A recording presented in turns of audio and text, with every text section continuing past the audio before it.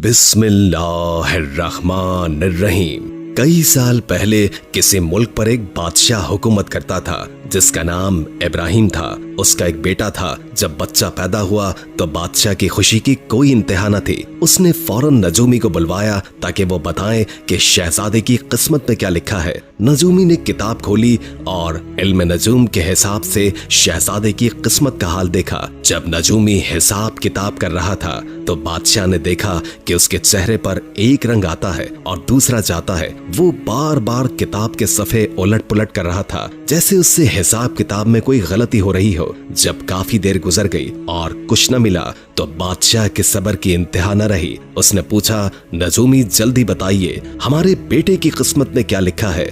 बुरी खबर है बादशाह सलामत, आप ना ही सुने तो ही अच्छा है। मगर बादशाह ने इसरार किया और कहा कि मैं अपने बेटे की किस्मत का हाल जान कर रहूंगा ताकि अगर वो किसी मुसीबत में गिरफ्तार होने वाला है तो उसे बचा सकूं। कम से कम ये तो बताइए कि उसे किस चीज से खतरा है।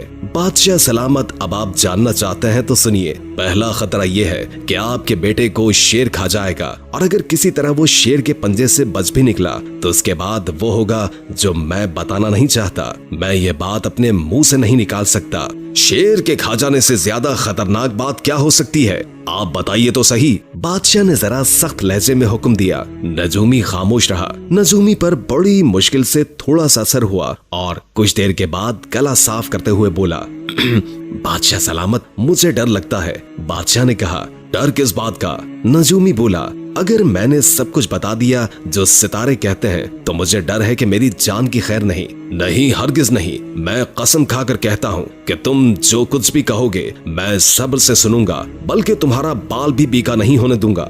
बादशाह सलामत ने जवाब दिया। बादशाह की बात सुनकर उसने इत्मीनान का सांस लिया। मैं आपको सब कुछ सच बताता हूँ, उसने कहा। अगर शहजादा शेर का निवाला बनने से बच गया तो वो आपको जान से मार डालेगा। बादशाह ने ये बात सुनकर चुप साध ली। कुछ देर तक नजूमी को ऐसे ही देखता रहा जैसे उसे कुछ सुझाई न दिया हो। फिर दोनों हाथ आसमान की तरफ उठाकर दुआ मांगी। दुआ के बाद नजूमी से बोला, जो कुछ भी हो मैं अपनी और अपने बेटे की जान बचाने की कोशिश करूंगा, लेकिन सितारे गलत भी तो कह सकते हैं। नजूमी ने बादशाह को तसल्ली देते हुए कहा, बिल्कुल गलत कह सकते हैं। नजूमी ने बादशाह को खुश करने के लिए कह दिया, वरना उसे यकीन था कि सितारे गलत नहीं कहते। बादशाह इब्राहिम ने उसी वक्त अपनी बदनसीबी के साथ लड़ने का फैसला कर लिया। उसने महल से कई मील दूर पहाड़ की चोटी पर एक अलग थलग जगह तलाश की जहाँ हैवान और इंसान किसी का गुजरना हुआ हो। उसने जमीन के अंदर एक तहखाना बनवाया जिसमें उसका बेटा रह सके। उस तहखाने का एक ही दरवाजा था जिस दरवाजे को दरख्तों और झाड़ियों से अच्छी तरह ढांप दिया गया। जब तहखाना मुकम्मल हो गया तो मासूम शहजादे को उसमें उतार दिया गया। शहजादे की उम्र 1 या 2 साल थी। शहजादे के साथ उसकी आया भी उसके साथ थी। दोनों उस तहखाने में रहने लगे। दिन और साल गुजर गए।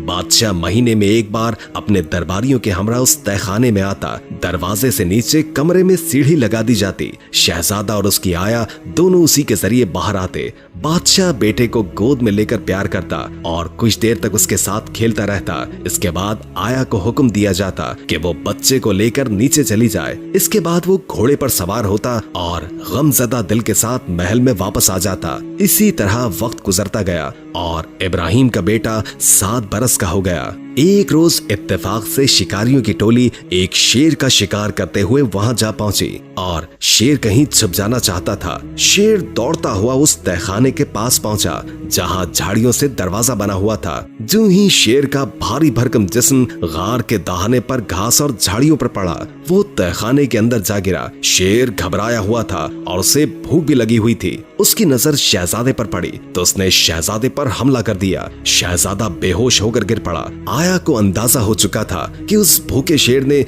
उसकी तिक्का बोटी करके रख दी होगी। शहजादा इसी तरह बेहोश पड़ा था। इस अरसे में शिकारी शेर को तलाश करते हुए तहखाने के पास जा पहुंचे। उन्हें यहाँ आकर पता चला कि शेर के दहाड़ने की आवाज जमीन के अंदर से आ रही है। उन्होंने झांक कर देखा तो तहखाने में शेर मौजूद था। उन्होंने शेर पर पत्थरों की बारिश कर दी, यहाँ तक कि उसे जान से मार डाला। फिर उन्होंने रस्सी बनाई और बड़ी होशियारी से तहखाने में उतर गए। तहखाने की बनावट और सजावट देखकर शिकारी बहुत ही हैरान हुए और वहाँ कई कमरे थे और हर कमरे में कीमती कालीन और ऊपर फानूस लटक रहे थे। कमरों को इतने कीमती साजो सामान से सजाया गया था कि पहली ही नजर में पता चल जाता कि ये किसी शहजादे का घर होगा। शिकारी हर जगह की तलाशी ले रहे थे और जो कुछ उठा सकते थे सामान ले जाने के लिए बांध रहे थे। अचानक उनको एहसास हुआ कि औरत तो मर चुकी है मगर बच्चा अभी सांस ले रहा है और वो बेहोश है। वो सामान के साथ बच्चे को भी उठाकर ले गए। इस तरह 7 बरस का शहजादा शिकारियों के यहाँ पहाड़ियों में रहने लगा। उसने यहाँ शिकारियों से जानवरों का शिकार करने में महारत हासिल की। उन शिकारियों में अच्छे बुरे की तमीज न थी, बल्कि वो बाज औकात काफिरों पर हमला करके उनको लूट लेते और माल मवेशी लेकर जाते। इन सब कामों में बादशाह इब्राहिम का बेटा उनके साथ होता। शिकारियों के साथ रहकर वो भी उन जैसा लापरवाह और जिस्मानी तौर पर मजबूत हो चुका था। वो नहीं जानता था कि वो कौन है और उसके माँ बाप कौन है। वो तो शिकारियों में शिकारी था और लुटेरों में लुटेरा। एक रोज शाम के वक्त शहजादे और उसके दूसरे साथियों ने एक काफिले पर हमला कर दिया और इत्तेफाक से ये हथियारों से खूब लदा हुआ था। काफिले वालों ने डाकुओं का डटकर मुकाबला किया। खून रेज जंग हुई और शहजादा जख्म खाकर बेहोश हो गया। अगली सुबह जब उसे होश आया तो उसने देखा कि काफिले का कहीं नामो निशान तक नहीं था और उसके साथी भी कहीं नजर नहीं आते थे। वो मारे गए थे या कहीं गए थे ये अंदाजा लगाना भी मुश्किल था। शहजादा हिम्मत करके उठा। उसके जख्मों से खून रिस रहा था और पूरा जिस्म भी दर्द हो रहा था। उसने इधर उधर देखा तो दूर दूर तक कोई नजर नहीं आया। आखिर हिम्मत करके वो रास्ते पर चलने लगा जिधर से एक दिन पहले वो और उसके साथी आए थे। उसका ख्याल था कि शायद इस तरह वो अपने साथियों से जा मिले। अभी वो ज्यादा दूर नहीं गया था कि एक शख्स मिला जो किसी खजाने की खोज लगा रहा था। ये खोजे भी बड़े अजीबो गरीब किस्म के लोग होते हैं, पगले और दीवाने, लेकिन इनमें खास बात ये होती है कि ये छुपे हुए खजानों की तलाश में जंगल जंगल सहरा सहरा छानते रहते हैं। बाज़ औक़ात दूसरे लोग इनको मुलाजिम रख लेते हैं और इन लोगों की किस्मत बड़ी खतरनाक होती है। खजाने को निकालने के लिए इन्हें जमीन को दूर तक खोदना होता है और खोदते खोदते ये पाताल तक पहुंच जाते हैं। इनमें से बाज लोगों को दुनिया में दोबारा आना नसीब नहीं होता और बाज़ औक़ात अपनी अक्ल खो बैठते हैं। खजानों के खोजी ने इब्राहिम के बेटे को रोक कर पूछा, कहाँ से आए हो? जमीन के अंदर से, शहजादे ने जवाब दिया और फिर सारी दास्तान सुना डाली। फिर तो तुम बड़े काम के हो, खोजी ने खुश होकर कहा। आओ मेरे साथ, अब हम मिलकर खजानों की खोज लगाएंगे। शहजादा उनके साथ उस गार में रहने लगा। गार में वो कई दिन तक रहे, खाते पीते गपशप लगाते और फिर सो जाते। आखिर शहजादे की सेहत ठीक हो गई। अब वो पहले जैसा ताकतवर हो चुका था। एक दिन दोनों खजाने की खोज में पहाड़ों की तरफ गधे पर सवार थे। खोजी उन रास्तों से वाकिफ था। आखिर पहाड़ की चोटी पर पहुंच गए। एक खास जगह पर पहुंचकर खोजी ने जेब से कुछ निकाला और फिर गौर से देखकर इर्द गिर्द निगाह दौड़ाई। हर तरफ घूमकर देखा और फिर उसे तसल्ली हो गई कि वो सही जगह पर पहुंचे हैं। खोजी और शहजादे दोनों ने मिलकर जमीन को खोदना शुरू कर दिया। अचानक उनको एक पत्थर से टक्कर लगी। ये पत्थर बहुत ही बड़ी चट्टान की मानिंद था। दोनों ने खूब जोर लगाकर पत्थर को एक तरफ किया तो नीचे कुआं नजर आया। एक मजबूत सा रस्सा शहजादे की कमर में कसकर और उसके हाथ में रस्सी थमा दी और कहा, तुम नीचे पहुंच जाओ तो आवाज देना, मैं टोकरी लटका दूंगा। मेरा ख्याल है कि कुएं में इतना सोना है कि हमने अगर 10 टोकरियां भी खींची तो सारी उम्र किसी चीज की जरूरत नहीं रहेगी। खोजी के कहने के मुताबिक शहजादा कुएं में उतर गया। खौफ के मारे उसका दम निकल रहा था। उसने मोमबत्ती जला ली, वरना अंधेरे में कुछ भी नजर नहीं आता। जमीन पर पांव रखते ही उसने खुदा का शुक्र अदा किया। कुएं में पानी नहीं था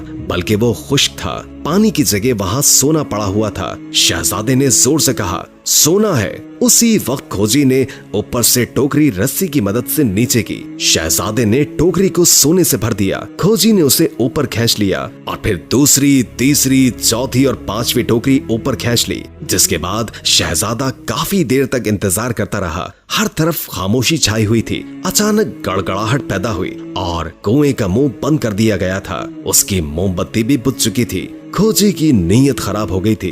वो नहीं चाहता था कि शहजादा उसके साथ दौलत में हिस्सेदार बने जो सोना उसके हाथ लगा है। उसने उसे गधे पर लादा और पत्थर रखकर कुएं का मुंह बंद कर दिया और खुशी खुशी अपने घर की राह ली। खोजी के धोखा देने पर पहले तो शहजादे को बड़ा दुख हुआ, मगर फिर ये कहकर दिल को तसल्ली दी कि मौत और जिंदगी खुदा के हाथ में है। अगर अल्लाह को मेरी जिंदगी मंजूर है तो कोई न कोई रास्ता जरूर निकाल देगा। ये सोचकर शहजादे का हौसला कुछ बढ़ा और वो आने वाले वक्त से बेफिक्र हो गया। शहजादे ने उस कुएं में ज़ोहर की नमाज अदा की। वो सजदे में गिरा दुआएं कर रहा था कि उसे कोई आवाज सुनाई दी। ऐसा मालूम होता था कि कहीं से कोई पानी बह रहा हो। शहजादा आवाज के पीछे चल दिया। चलते हुए कुएं के आखिर में उसे एक रास्ता नजर आया, मगर ये रास्ता इतना था कि आदमी रेंग कर ही गुजर सकता था। वो जैसे ही आगे बढ़ा, पानी की आवाज ज्यादा और साफ साफ सुनाई देने लगी। आखिर वो उस मौके पर पहुंच गया जहां से चश्मा फूटता था।